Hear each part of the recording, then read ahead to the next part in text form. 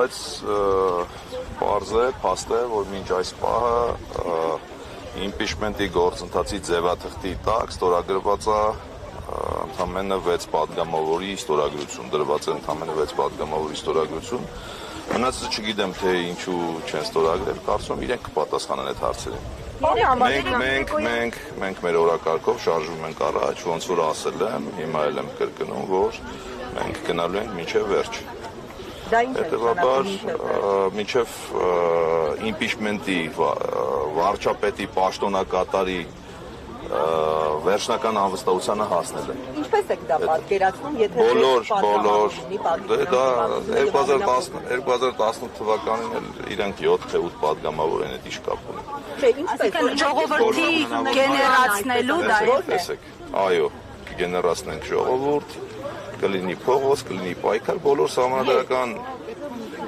ժամկետները չեմ կարծում շատ հեռու են իրականությունից, էլի շուտ կլինի։ Բայց երեկվա տեղի ունեցածը երեկոյան, երբ ստորագրությունները հրապարակեցին եւ պարզ չեղավ, թե ինչ թղթի տակ են ստորագրությունները, դա դուք ինչպես կմեկնաբանեք, արդյոք դա հերթական մանիպուլյացիաներ թե այլ բան։ Տեսեք, ես կողմ չեմ այս համացանցային անառողջ խոսույթին, դրա համար չեմ ուզի ինչ-որ որակումներ տալ, բայց չգիտեմ ինչ փաստաթղթի տակ են ստորագրել։ Հայկը Մամիկյան, պարոն Մամիկյանը հստակ ներկայացրել է, ցույց է տվել տվյալ ձևաթուղթը եւ պարզ է, որ ձևաթուղթի տակ ստորագրություններ չկան դրված։ Թե ինչի տակ են դրել եւ ոնց են ներկայացնելու, դա կարծում եմ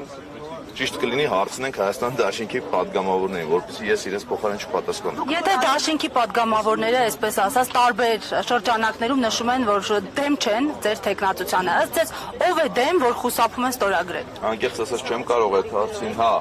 ներողություն եմ խնդրում, անկեղծ ասած չեմ կարող այդ հարցին պատասխանել, որովհետև ես չեմ դեմ այս process-ին, որ պատասխանեմ։ Չգիտեմ, պետք է իրենց հարցնել։ Կորեկտ չկլինի, որ իրենց հարցնեն։ Պարոն Համբարձման, դուք որ ասում եք, որ փողոց կգե մարդիկ դուրս կգան փողոց։